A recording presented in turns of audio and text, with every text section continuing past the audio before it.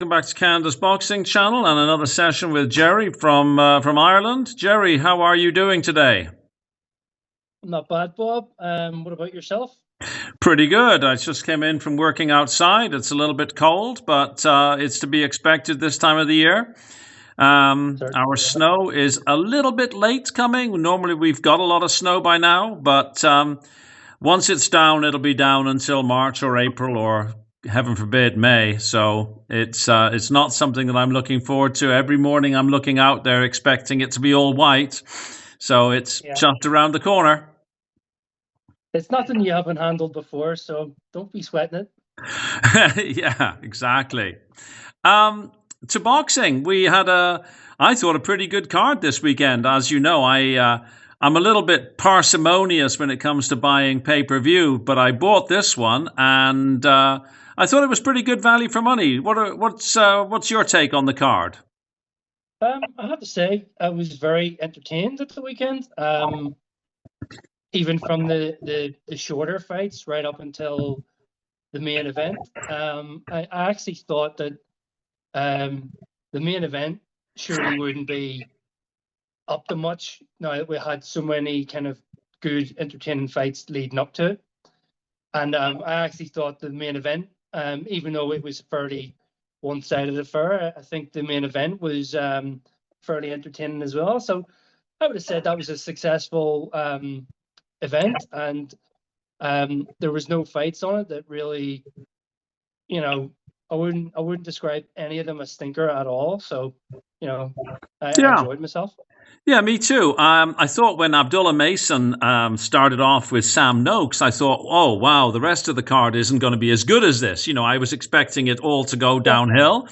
And maybe Abdullah Mason and Sam Noakes were still the fight of the night. But yeah, I enjoyed it right through to Benavidez finishing off Yarde, which for me, that was a very foregone conclusion. I know that there were people who actually were very, very hopeful that Anthony Yarde would be able to do something. But I mean, I just think that the Mexican monster is too much until he steps in with Bivol or Beterbiev. You know, and then that's that level difference. But yeah. um, but let's talk about Abdullah Mason and Sam Noakes. What did you think of that fight? Well, initially, I didn't really know what to expect. Abdullah Mason's kind of an up and coming, touted to do great things, and Sam Noakes also undefeated at the time. Slightly older, slightly more fights under his belt. Um, Unknown quantities in terms of what they expect with that fight. I'm sure some people probably thought Mason might have blasted Noakes out of there in quick fashion, but you know yourself, it turned into an absolute war. Yeah, And I think I personally think Abdullah Mason was surprised, and in that sort of situation, I would expect somebody like him. It can go either of two ways. It can crumble, or it can bring out. It can bring out what we all want to see in an up and coming guy like that, and that is, he's got heart and he can dig down deep and he can pull it out of the bag. And I was kind of, I don't know, I guess I want him to crumble a little bit. I don't know. I just kind of took a liking to Noakes and sort of I favored the perhaps slightly more underdog status. And what can I say? I think as Mason got surprised, I think he realized this guy's coming to fight, so he had to dig down deep. And I think basically, I can't remember the scorecards now. I think 115, 113, I think was fair. But if I was to assess that the whole fight and just the amount of effort that both guys put into that fight, you know, even though it wasn't a draw, because of the effort displayed by both guys, you kind of almost want to give them a draw yeah. just because they their hearts were on their sleeve. It was blood and guts, and it sort of set the tone for the rest of the fights then because there was blood sort of spilt in. I think I think there was blood spilt in the next three bouts after that. I So think so. Yeah. that was an exciting fight, and it was in a war of attrition. You know, I'll give credit to where it's due. Mason probably landed more shots. But I mean, Noakes was landing some clean work. I thought in this fight the commentary was ever so slightly biased towards the American fighter. But you know, we've heard worse commentaries, because I know that's something you actually said you liked about this whole event, was the commentary was not as sickening as some UK broadcasts. But overall, that was an exciting fight, and imagine they run that back again. Would we get the same fireworks? Yeah, no, I was one of those guys who thought that Abdullah Mason would blow Sam Noakes out. I thought it might not get past the second or third round. So, I mean, both fighters went up in my estimation, though I actually think that Abdullah Mason fought the wrong fight. I think Abdullah Mason shouldn't have been in there for a brawl. I think Abdullah Mason could have won relatively easily had he stuck to boxing, but he wanted to mix it up, and mix it up he did. Now, if that's going to be the story of his career, I'm thinking that at some point he's going to get found out. But a super exciting fight. I really enjoyed it, and like I say, credit to both guys. I mean, they both went up in my estimation. You can't fault Sam Noakes for being an absolute warrior, right? Like absolute, just like there were times I thought he was going to go down. I was certain he was done, and he just stayed on his feet. And yeah, like you say, I'd like to see it run back again. Would it be as good? Well, I have no way of knowing, but it was certainly, that was sort of worth the price of admission kind of thing. Yeah. And yeah, I very much enjoyed it. I think there was actually something that you just picked up on. Whilst Abdullah Mason may have fought the wrong fight, I can see why he was drawn into that sort of a contest, simply because he I think he was taken by surprise, and he was like, "What? You can't do this on me," because Noakes was landing some good clean shots. But I think as much as Abdullah Mason fought the wrong fight, Sam Noakes did not take advantage of, and he hurt him twice. Once maybe in the first couple of rounds, and then much later on in the fight with body shots. Yes. And I believe if Sam Noakes had realized that he could have chopped him down further, he could have taken advantage of that. So it's funny how it all plays out in the end. Yeah, there was one shot to the liver, I think it was, on Abdullah Mason, and he was really, really struggling. He pretty much stopped firing back. Yeah. I can't remember which was the next fight. Was it Bam, or was it? I think it was Bam, wasn't it? Or Bam against Martinez. Yeah. Again, that one was, I think, well, certainly according to the bookies' odds, very predictable. It seemed like a real schooling, a lesson was delivered to Martinez, who, he's 34 years old now, and I don't know where Martinez is going to go. But Bam Rodriguez, what a performance, eh? Yeah. So in contrast to the other fight where you had, blood and guts, this one was, it didn't have the same fireworks, but it was just, a joy to watch the ring craft. In some respects, I felt a little bit sorry for Martinez because, okay, perhaps it was wide on what the bookies were saying, but I expected a little bit more competition. But I think Puma Martinez's nose got broke quite early on. Yes. And you could see that it was causing him. You could see that it was causing him quite a lot of discomfort. And I mean, whenever that happens, actually referring back to the previous fight, I think Sam Noakes got a big bad cut on his eye as well. He did. I always put myself in that situation, and I think your eye is probably maybe not as uncomfortable as your nose. I just put myself in that situation, and I'm thinking there couldn't be anything worse when you're trying to breathe and blood's running down the back of your throat. That's just a horrendous situation to be in. And I guess the nose didn't affect the eventual knockout that came. I mean, that was a beautiful knockout, and it sat Martinez down on the seat of his pants. But you know, fighting from what is it, first or second round, he got that nose. Fighting with that sort of, that's tough to do. But watching Rodriguez at work was that was artistry. Yeah, What comes to mind? yeah, exactly. I was swapping notes with Julian McGowan, who I know you know, and he said it was like poetry. It was so smooth, it's so really well done, and yeah, it was a real clinic. It was a lesson, and what a beautiful finish as well. Like it was almost like Rodriguez had sort of played with his food enough, and then said, "Okay, this is it. Time to call it a day now." Very very impressive. And I don't know. I mean, I think Rodriguez has got a claim to be one of the top pound for pound fighters who's active at the moment. What do you think? Oh, I agree. And I think he's been there for he's been there for a while now. Um, I find it curious though. People keep calling for the Inoue super fight. Inoue's 2 weights above. I don't know what to say about that. What would you think if those two met? Who do you think would win?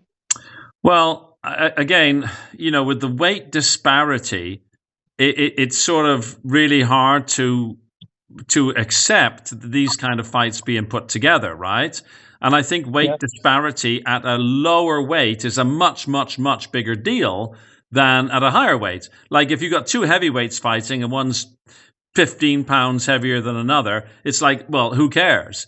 But, you've got a fighter who's fighting at 115 against somebody who's, 120, then it's a very big deal. So I actually don't like the idea of these sort of catch weight fights. I mean, if you, I don't know, if you really need to go there and sort of say, okay, well, one comes down a bit, one comes up a bit, I just find it at the moment, it's very hard to imagine anybody getting the better of Inoue. But like I say, I just hope that these sort of catchweight, sort of almost like circus type fights go away. We've seen enough of that with Conor Benn and Chris Eubank Jr., to be honest. As good as those fights were, I think there's weight classes for a reason.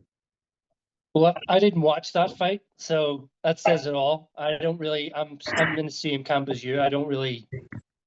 I don't even. That's why I find it surprising that they're talking about that, and yeah, it was the only person that they kept mentioning in terms of, oh, what about Bam and Inoue?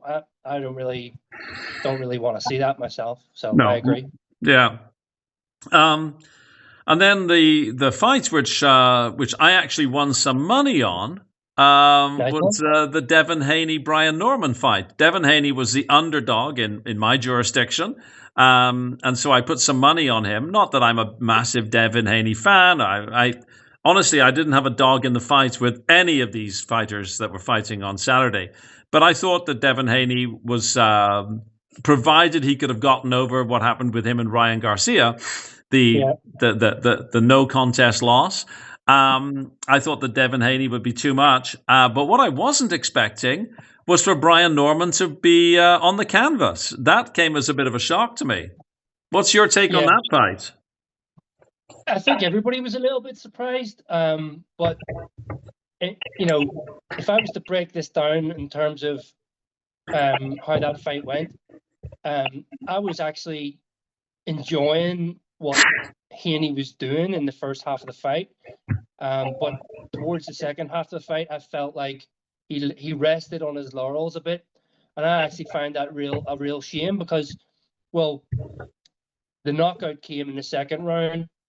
Sorry, the knockdown came in the second round, and well, that showed that he was able to do that type of thing to Norman, which nobody was expecting. As you've just mentioned, you weren't expecting that. So why didn't Haney, he didn't need to gamble everything he had. He just needed to gamble maybe another 20% and, risk, getting, tagged perhaps. But, if he's got that offense and he's moved up in weight and he's able to do that to a guy who probably a lot of people were thinking Norman was going to win on points or even get a knockout. I just feel like Haney had the potential to do more and didn't, and rested on his laurels, which was a shame because I actually liked the new, slightly more aggressive tact of Haney. And I do think that the win is a significant one for him moving up. And I do actually think that it's a statement of, well, you guys all thought I was going to be an emotional wreck. And to be fair, his last fight was horrendous, where he basically ran around the ring for like 12 rounds. What an absolute disgrace. So in some respects, even though I'm not a big fan or anything, I like to see that he was able to do a better job and, prove people wrong.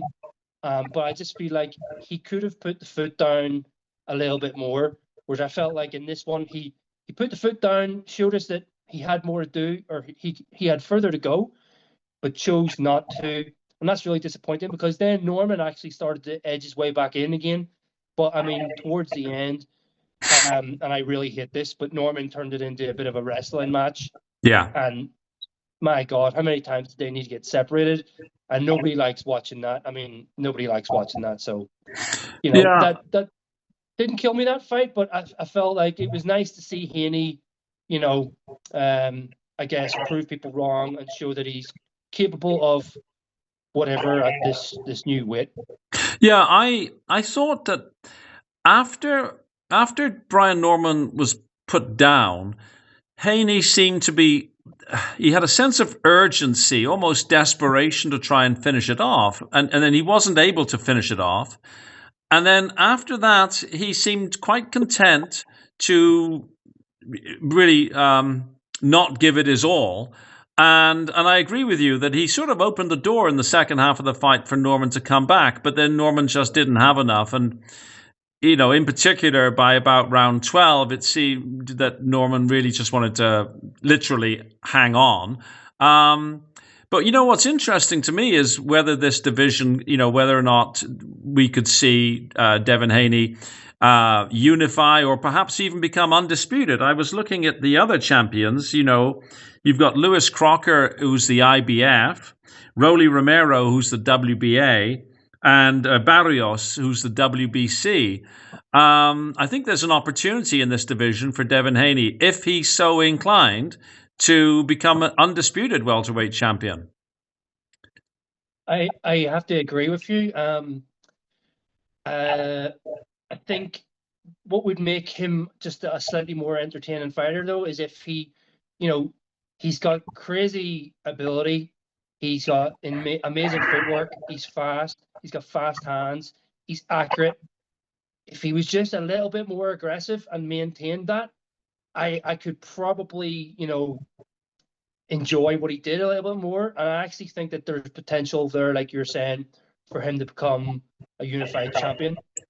I seen Conor Benn was sitting there, and I believe Conor Benn wants to go back to 147. Yeah. So there could be some interesting matchups to come in that division, and Haney really, there's two champions I certainly would think that he could beat, no problem, Romero and Crocker. But I was looking through the sanctioning body rankings yesterday, and they were so inconsistent. Like, you could look through 10 fighters and barely see any of the other guys that are mentioned in one another, the other sanctioning bodies top 10, which I thought was crazy.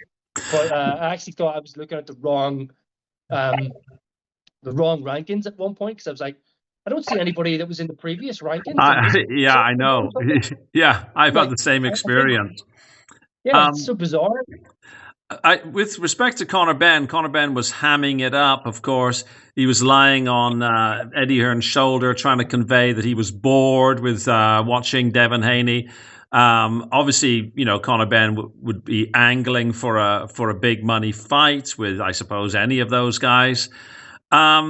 I have to say, as much as Conor Benn sort of went up in my estimation with his wars with Eubank Jr., I'm not seeing Conor Benn being able to really do very much with a Devin Haney. Quite frankly, I'm not sure that he could do very much with any of the other three champions I mentioned. But I'm thinking with Devin Haney, there's going to be a real levels difference. Oh, 100% agree. And that's where I don't know if you recall, Lewis Crocker, when he won the IBF, when he was facing Donovan in the second fight, he called out Conor Benn. And I actually think that's a really clever call out, because that could be tempting for Conor Benn. Yes. In terms of, he probably doesn't think Lewis Crocker's up to much. And given his ego, he could easily slip up on that. But at the same time, Lewis Crocker gets the name, gets all the hype that's behind Conor Benn, and gets a big payday.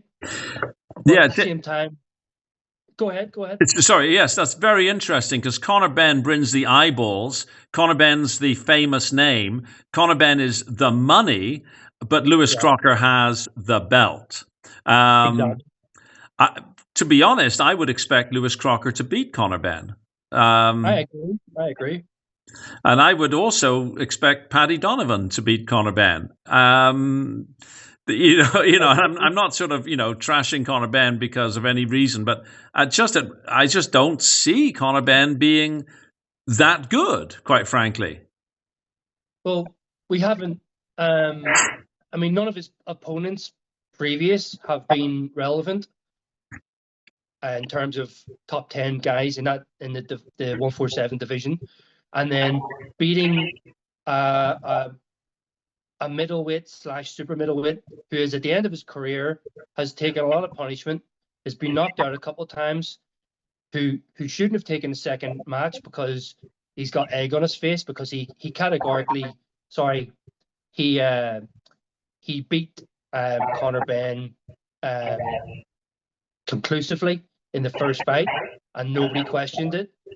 And he's went and rubbished that by taking the second fight. So, Conor Benn, whether he gets Chris Eubank Jr.'s scalp or not, means nothing in terms of the WBC, IBF, WBO, WBA welterweight rankings. So it means nothing. He's unproven. So you've every right to think anybody we've spoken about so far, welterweight wise, is going to beat Conor Benn. Yeah, Conor Benn is a European level fighter. That's sort of we're talking about world champions here, and if we're talking about Devin Haney, we're talking about elite level fighter. Devin Haney is 33-0. He's 27 years of age. Whether you like Devin Haney or not, and I find myself not liking Devin Haney very much because of his dad, mostly. but he's an elite fighter, and I would expect that if Conor Benn steps in the ring with Devin Haney, Conor Benn's going to be completely outclassed. But we'll find out. Can you hear me? Yeah, I can hear you. Hello? Well, it looks like we've lost Gerry for the moment. So in the interest of keeping the video going, I will talk about the last fight on the card. Anthony Yarde and David Benavidez. Like I made a video the other day, I was saying that. Gerry, you're back. Was it you had frozen? Is everything okay? Yeah, everything's fine now. I asked if you were still with us, and then I started carrying on talking about the last fight. But before I ended up repeating myself from a video I did the other day, you thankfully came back. So Anthony Yarde and David Benavidez, the last fight of our foursome. What were your thoughts? Where do you think these fighters are now going to go? And the floor is all yours. Okay, so initially I sent you a text. It's not very often I call things perfectly, but I called it perfectly for that one. I said round 7 KO or a TKO. And I would start off by saying, I think I knew Benavidez was going to win. Obviously, that's my prediction. I thought he was probably going to. I don't know. I guess I forget how. Good Yarde is in terms of, he's okay. He's not bad. He's fallen at the world level hurdle each time. But basically, what I'm trying to say is, I was actually surprised that from the start I thought Yarde was landing more than I was expecting him to, and excuse me, he was landing more than I was expecting him to, and I actually thought initially things were going okay for him, and then because I noticed Sergio Mora kept pointing out that Yarde was breaking Benavidez's rhythm, but I still felt like Benavidez was getting more shots landed cleanly compared to Yarde. But I still felt Yarde was in it, and I did think he was doing better than I had anticipated. But what happened was, I always feel like Anthony Yarde, maybe he doesn't, right? But he comes across like he's, I don't know, like he's tougher than he is. And he always pays the price for that, in my opinion. And, he ended up getting battered. And I felt like, he looked a little bit terrified, and I would be as well. But there was something that Sergio Mora picked up on about Benavidez that I thought was very interesting, because I noticed it too. And that was Anthony Yarde, muscular as you like, very broad back, wide. It's plenty of target to hit. But Benavidez, with his narrow shoulders, he was just, I don't know, it kind of gave him some sort of advantage where he was just able to get in there and swing from, like, I don't know, he just occupied less space, and it seemed to benefit him somehow. But I thought he was, every punch was a wrecking machine, not concussive one knockout power, but just the sort of power that breaks you down eventually. And well, I think that's what happened. And towards the end, as soon as Yarde started bleeding and he just looked like he was totally in survival mode, he just got categorically beaten down and dismantled. So yeah, that is David Benavidez making a big statement there by beating somebody who, for lack of better description, Yarde was kind of touted as a puncher. I maybe think he's slightly hyped up, but for lack of a better description, that's how people viewed Yarde. So David Benavidez has moved up to light heavyweight, and he's shown that he can beat a guy who's supposed to be tough and can hit hard. And he took Yarde's shots, and he was totally unfazed. So Benavidez is a force, I think, at light heavyweight. Yeah, I mean, I think maybe I had, if possible, underrated Anthony Yarde, because when I did my prediction video, I was categorical in that I gave Yarde no chance whatsoever. And I thought it would end in the 8th round. So, it actually ended a round earlier than I anticipated. But at no point could I see Anthony Yarde doing well. Now, maybe I've sort of, haven't given Yarde his credit where credit's due.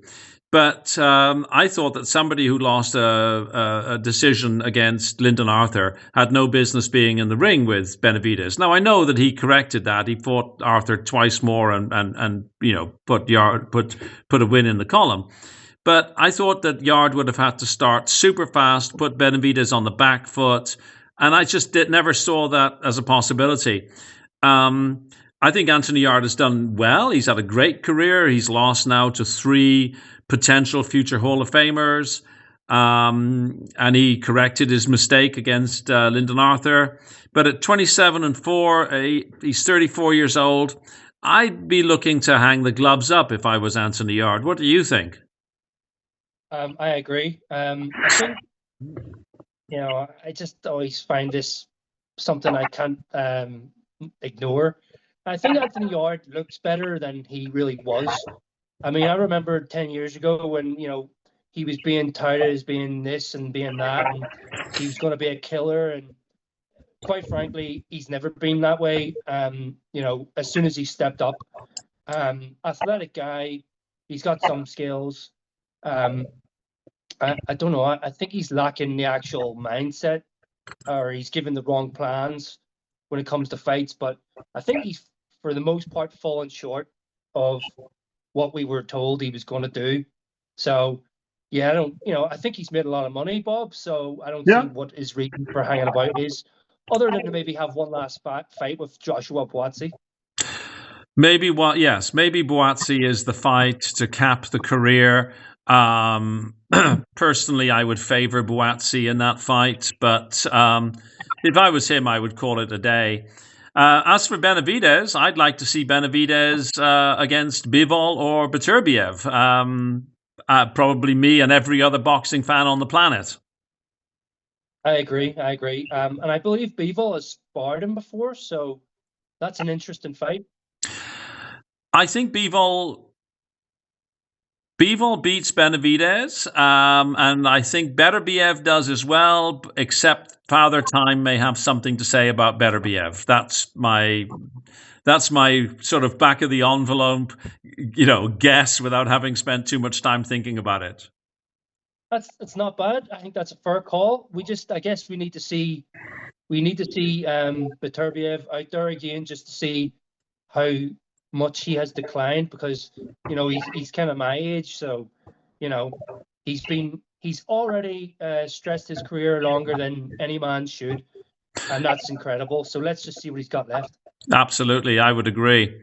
And talking about calling it a day, the little timer in the top right-hand corner here tells me we're pretty much out of time. So thanks again for making yourself available and for coming on Canada's Boxing Channel. So really appreciate it. Thank you very much. No problem, Bob. Thank you very much. Okay, folks, please like, share, and subscribe. And thanks, Gerry, for your time as always. Cheers, mate. Bye-bye.